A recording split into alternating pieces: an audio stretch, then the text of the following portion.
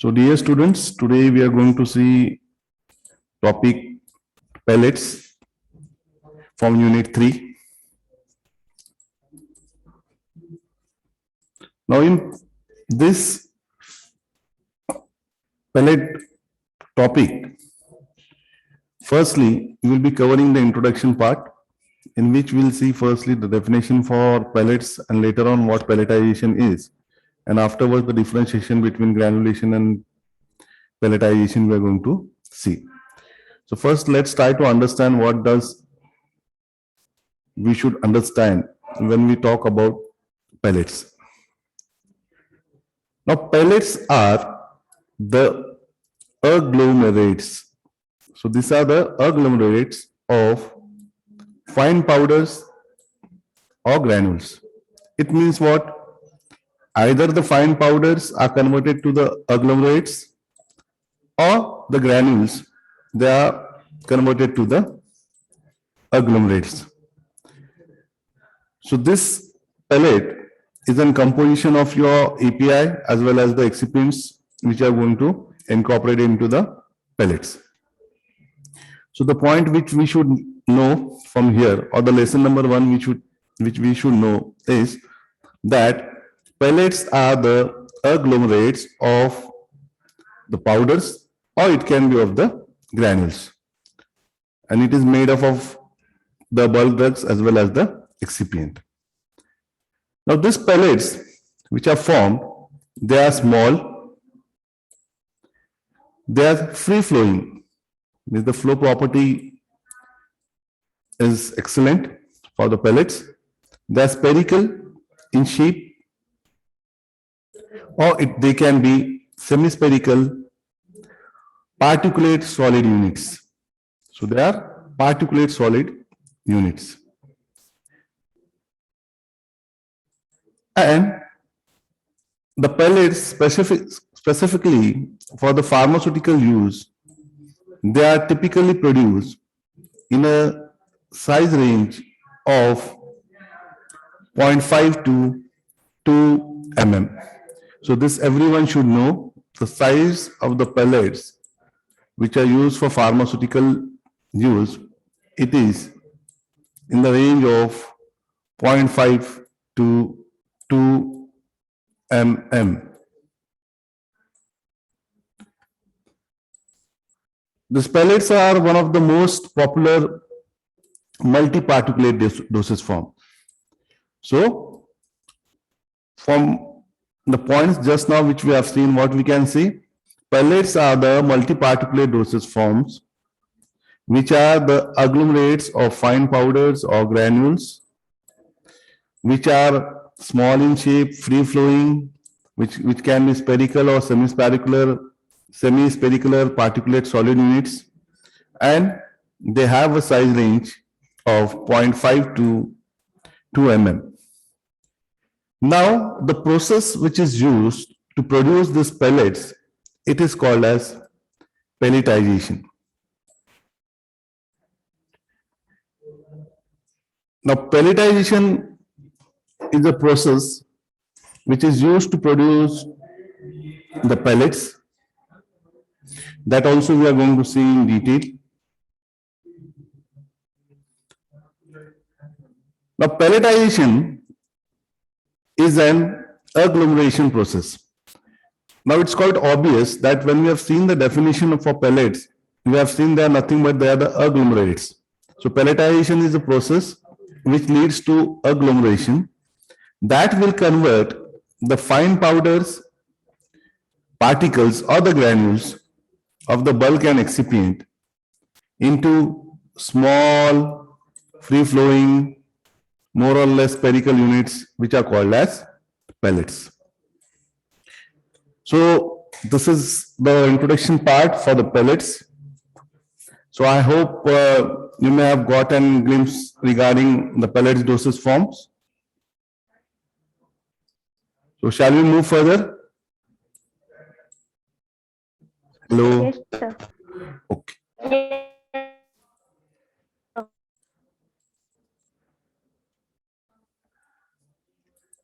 Now many times what happens, there are commonly two processes. First one is granulation and second one is pelletization. Now these two processes of granulation and pelletization are sometimes used synonymously. So they are synonymous to one another, but the product produced by this process are known either as granules, pellets, agglomerates, or the spheroids, which lacks the clarity in terms of dissimilarity between them. So to understand this dissimilarity which is there between the granulation and pelletization, after seeing the differentiation between both the processes, that is granulation and pelletization, it will be more clear to you. Now let's jump to the differentiation point between these two processes. First one is granulation and second one is pelletization.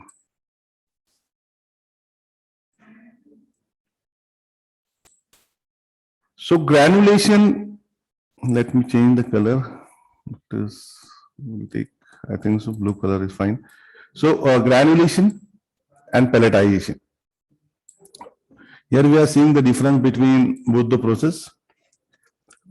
So be it granulation or be it pelletization, both of the processes, they are the size enlargement process.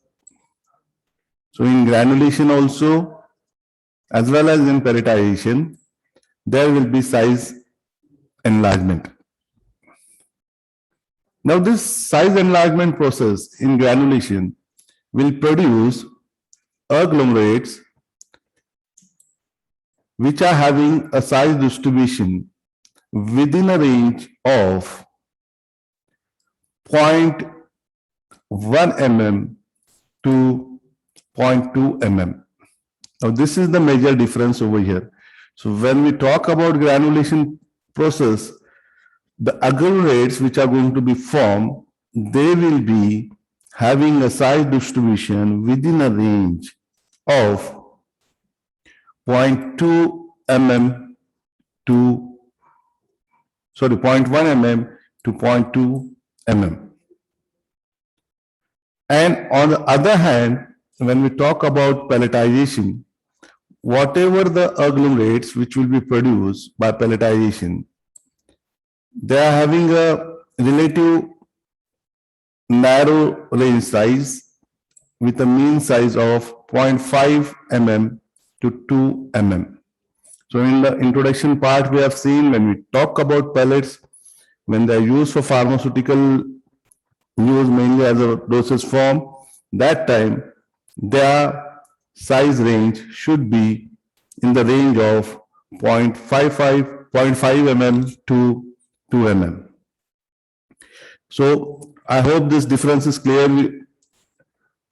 with you students. Hello. Yes, sir. Okay. Then the granules which are produced by the granulation process, they have the high porosity, which is 20 to 50%. And there are pellets which are produced by pelletization process, they are having low porosity, that is 10%. And whatever the resultant agglomerates which are produced by granulation process, they are either called as granulates or granules. And the resultant agglomerates which are produced by pelletization process, they are called as pellets. Fine. So here what we have seen, not only we have seen the difference between the two processes, that is granulation and pelletization, but also we have clearly differentiated between the granules as well as the pellets. Clear, students? So shall we move further, or do you want me to repeat it again?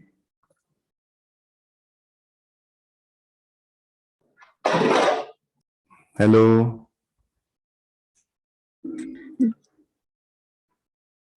Shall we move further? Yes, sir. Yes, sir. Yes, sir. Now, we have seen the differentiation between the granulation and pelletization process, and we have seen that granules are different and pellets are different.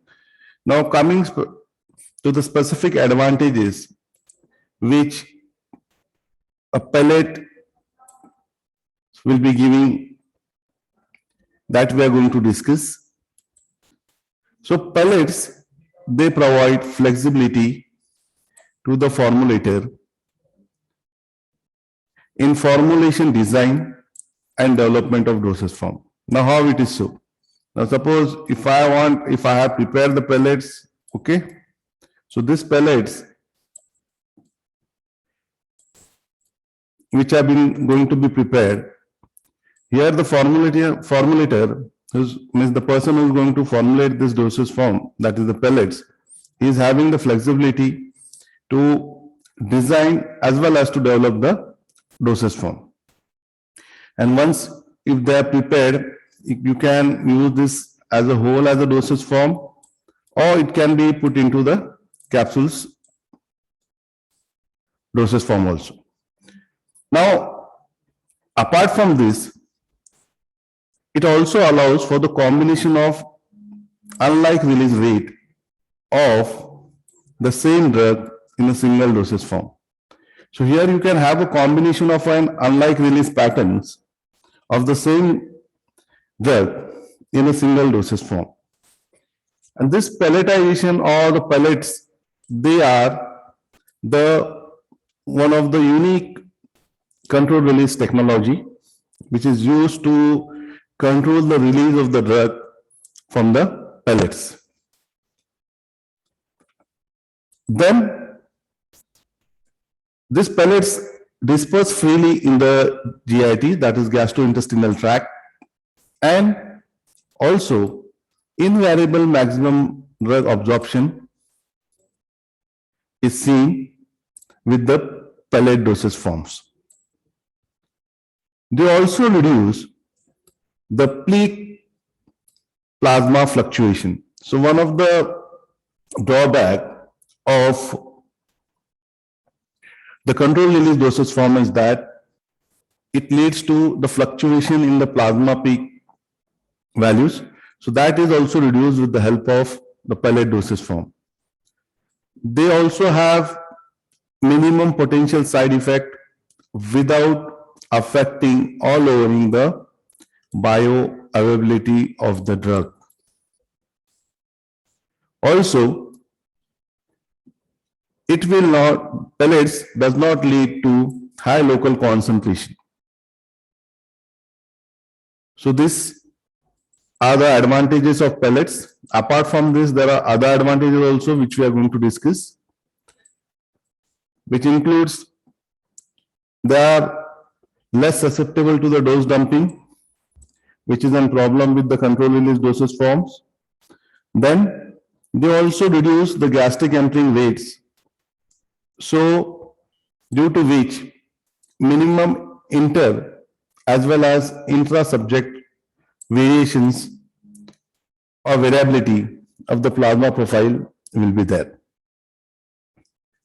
Now, with respect to the surface area, these pellets have low surface area to volume ratio, and they provide an ideal shape for the application of film coating.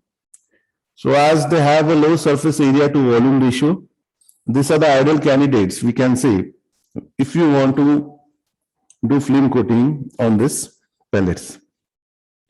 Not only this, they also have reproducible fill weights in capsules. So when they're going to be filled into the capsule, they are having the reproducible fill weights. They can be used to mix the incompatible drugs. So the drugs which are incompatible, they can be formulated into the pellet dosage form. Pellets are non-dusting in nature. And the ingredients which are used to make up the pellets do not separate during the transit as well as storage, means during transportation or during handling also. And while storage, the ingredients of the pellet do not separate. Pellets also allow for the separation of incompatible ingredients within different layer of the pellet body. Means the same thing which we have discussed over here. So if you have the drugs which are incompatible with each other, so for such a kind of drugs, you will not see that we can, for the drugs which are incompatible in nature, we can allow for the separation of these drugs in different layer in the body of the pellet. Now, other advantages of pellets includes, see, you can see the number of advantages which pellet gives. It is huge number. Sometimes you may have seen that the advantages are repeated over here, but you can see whatever the advantages which pellets provide, they are huge. Now, pellets overcome the problem occurred by the conventional tablet and the crush tablet. Pellets can also be used to mask the tests of the bitter drugs. So here it can be used to mask the bitter test of the drug. The coated pellets can be used to produce the sustained release of the drug. So here you can play with the release pattern of the drug also, and due to which there is increase in the patient compliance or patient acceptance. Now these 2 points we have already discussed in the earlier part, that is pellets are easily dispersed in the GI tract mainly due to their small size. As they are having small size, they have a large surface area of absorption, and due to which they will reduce the peak plasma level fluctuations. And also they reduce the gastric emptying rate and the intestinal transit time. Thus, it will show or reduce the intra as well as inter-subject variabilities. So these were the advantages of the pellets. Now moving towards the disadvantages of pellets.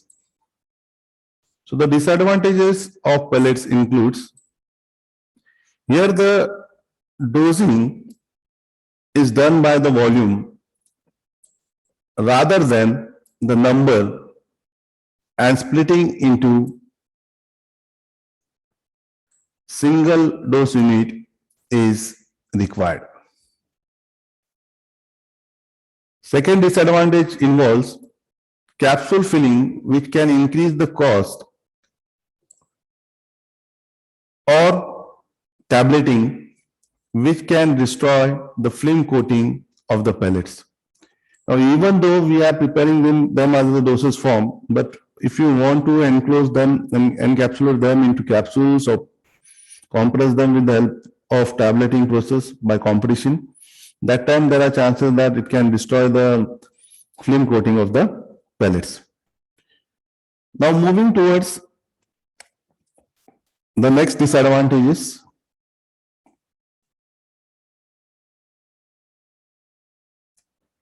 The size of the pellets varies from the formulation to formulation, but it will be usually between 1 to 2 mm. See, what we have seen in the discussion first, it should be between 0.5 to 2 mm. But specifically, if you want to have a formulation which is more stable and good, so the size should be between 1 to 2 mm. Then the preparation So this is the disadvantage. The size of the pellets will vary from formulation to formulation, but this is the size in which we should always keep the pellets when they are used for as a dosage form.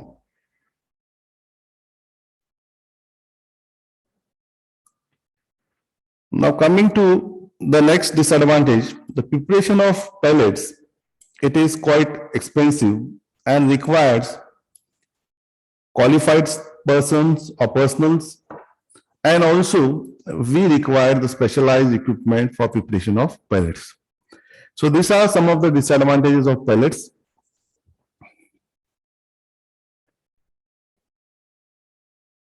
Now moving towards the next point. Now suppose if you want to prepare the pellets, there are some desirable properties which this pellet should have into it. So let's see this desired properties of pellets in detail. Now suppose if you are going to prepare the uncoated pellets or the coated pellets. So based on which type of pellets you are going to prepare,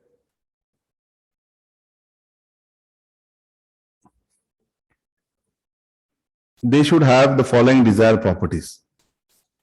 So for uncoated pellets, they should have uniform spherical shape, then uniform size or size distribution. Good flow properties should be there.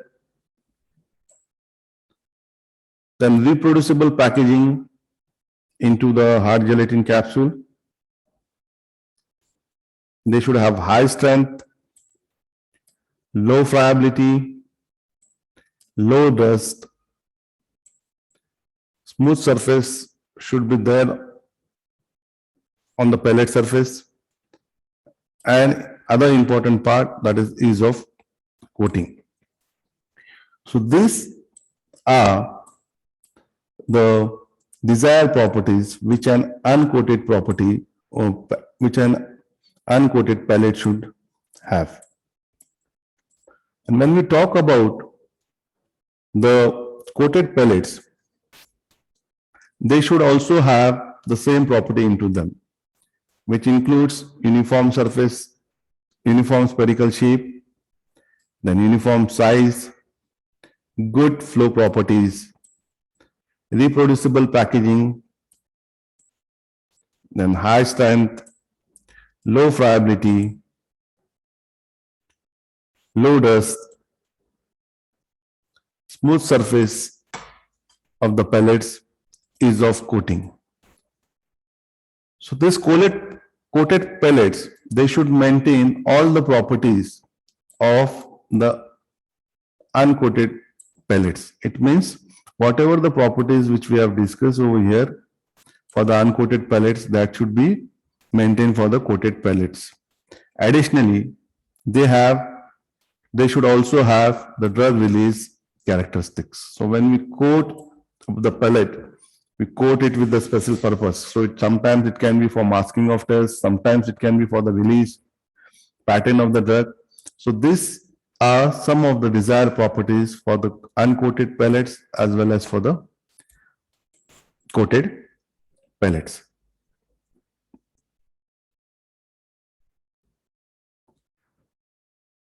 Now let's move to the next point.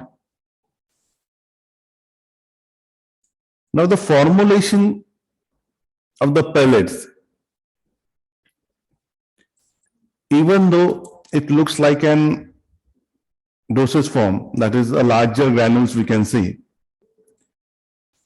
how the formation of these granules takes place is a very important point.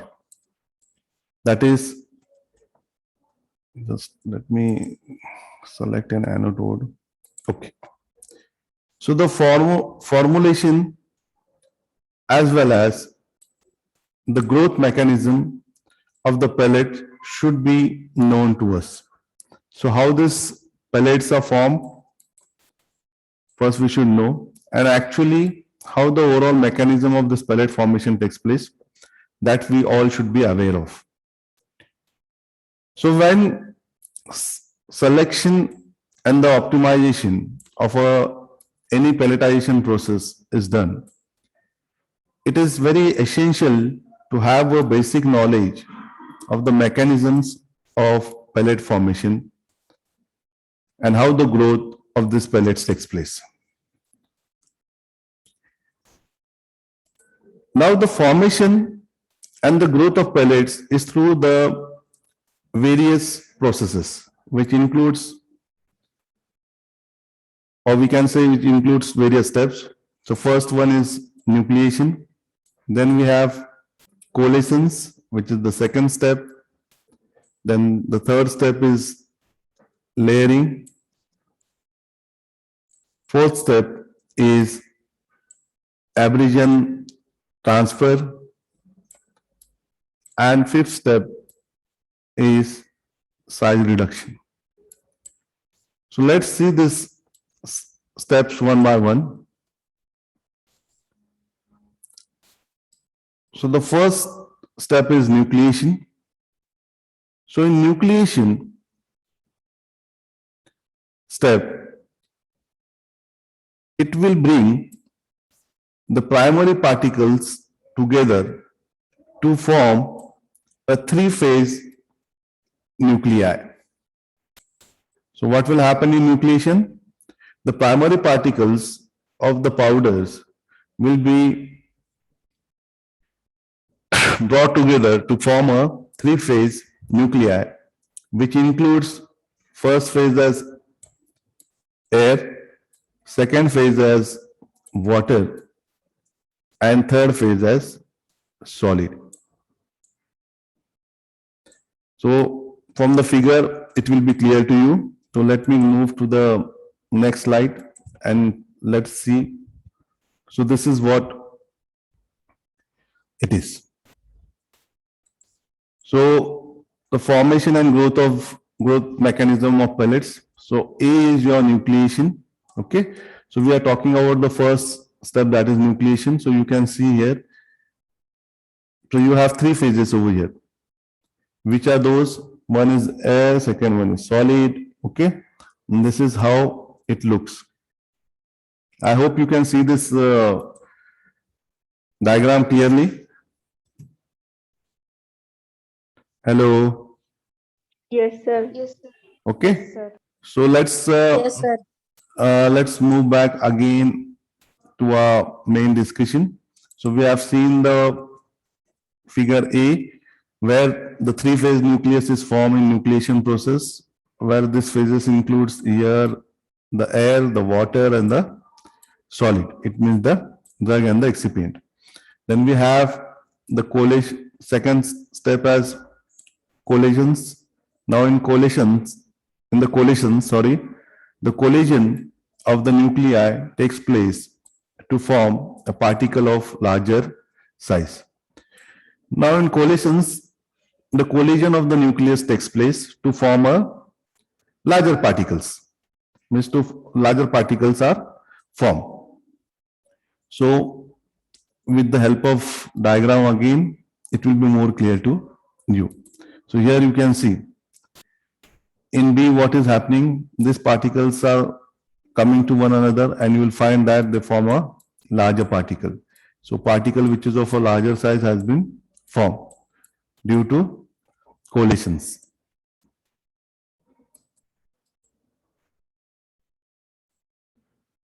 Now moving toward the third step, that is layering. Now in layering, the addition of the material on the previously formed nucleus takes place. Means whatever the previously formed nucleus was there in the first step, in layering, the addition of that material takes place. And this addition is successively always. So from the figure, it will be more clear to you. So you can see over here. So we have these particles and whatever the nucleus which are formed over here, they will be joining to it. Okay. So this is the layering process. So you can find here, you can see the layer is formed over here. From the nucleus which has been prepared. Then the next step is abrasion transfer. Now in abrasion transfer, the transfer of material from one particle to another particle takes place in whichever the direction. And then we have the next step, that is size reduction. So size reduction takes place through three mechanisms, namely it can be due to attrition, breakage or shatter. And this mechanism has indirect effect on the growth mechanism of pellets. Mostly on layering and onto a little degree of collagens. So from the figure, we'll see these two steps, that is the abrasion transfer and the size reduction.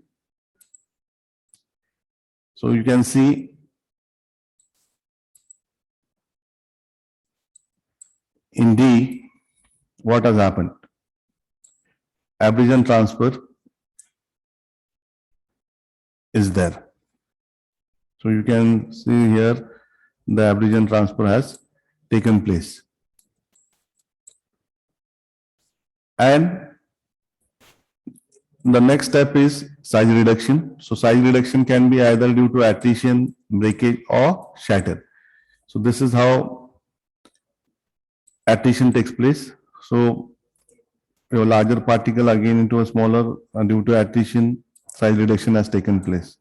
Then due to breakage, so you can see how it has broken, and that is how the size reduction takes place. And next one is the shatter. So this is the overall process of formation as well as the growth mechanism for the pellets.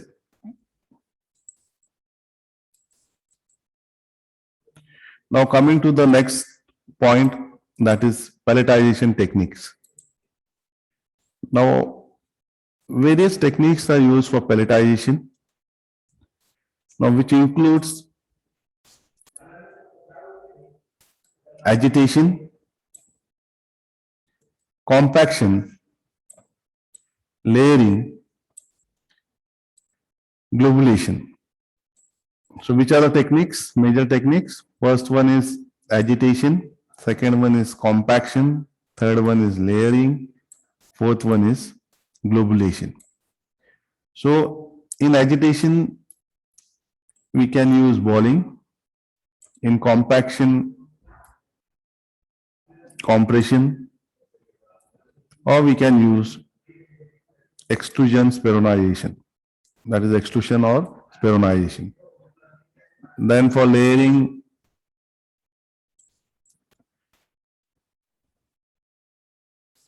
powders, then solution or suspension, then by globalization, spray drying or spray congealing. So this is a schematic diagram which talks about the various pelletization technique. So the point we should remember, so it includes agitation, compaction, layering and globalization.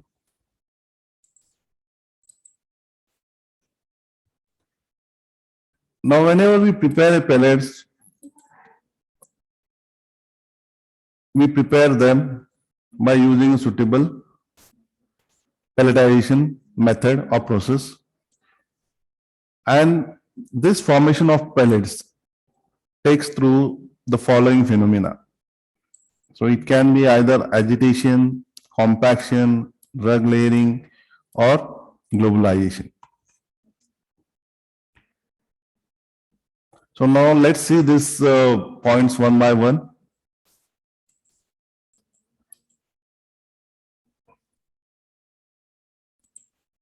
Now in agitation, When you do the addition of a suitable quantity of liquid to the fine particle or particles, they are converted to a sphere shape. So what you have done in agitation, you have added a suitable liquid to the fine particles. Now suppose if these are the fine particles, to this you have added liquid. You have added a liquid. What it will give you? It will convert this fine particle into spherical shape.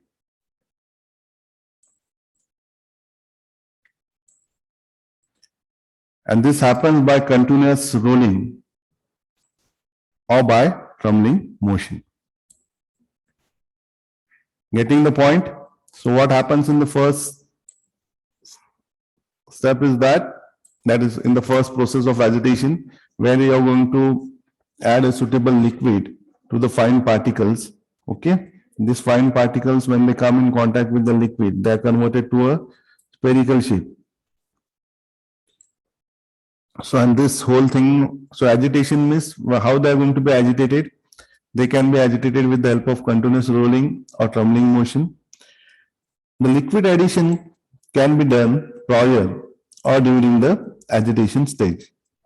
To prepare the pellets by boiling process, suitable pans, discs, drums or mixtures are employed. So thus now we have seen one schematic diagram where under pelletization process there were 4 techniques: agitation, compaction, then layering, and then we were having globalization. So when agitation, below agitation, there was a point that is boiling. So boiling is a process which can be used to prepare the pellets. So for that, we require suitable pans where we are going to roll or tumble these fine particles by addition of a liquid, and they will be converted into the spheres. Now coming to the next method, that is compaction. Now in compaction, mechanical forces are used so that they will produce pellets of a distinct size and shape. So here in compaction, we make use of mechanical forces to produce the desired size and shape of pellets.